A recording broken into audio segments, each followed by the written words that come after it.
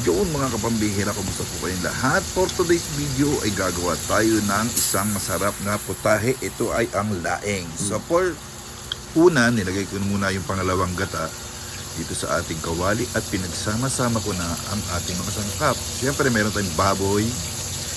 Ayan, meron tayong sibuyas, luya at bawang.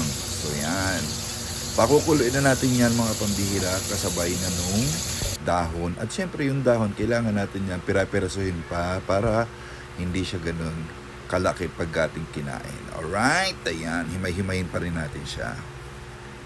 So takpan natin at balikan, at pag ganito na itsura mga pambihira, pwede na natin siyang haluin. Ayan. At ilagay na natin yung ating binili na labahita. Alright, so labahita po yan mga pambihira, masarap ilagay yan sa mga ginataan. Takpan ulit natin. At ayan, pwede na natin siyang haluin dyan. Alright. So ay mga pambihira, meron pa rin siyang sabaw, no? Yung pangalawang gata natin ang nilagay dyan. So kaya lang natin siyang maging matunaw or malanta ang dahon doon sa sabaw. Alright. So ito na ang ating itsura ngayon. Lagay na natin yung sili. Ayan. Pwede naman ting ang-anghan, pwedeng hindi. So ayan ang mga kapambira, konting luto pa lang yan bago natin ilagay yung yung unang gata, yung kakang gata na nilagay natin mga pambihira.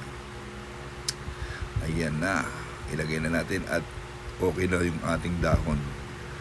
So ayan, haluin na lang natin at pakuluan yan mga kapambihira. Alright.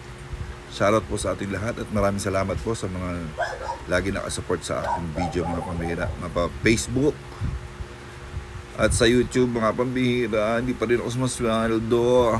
3 taon na. Napabayaan ko ng aking YouTube channel mga pambihira.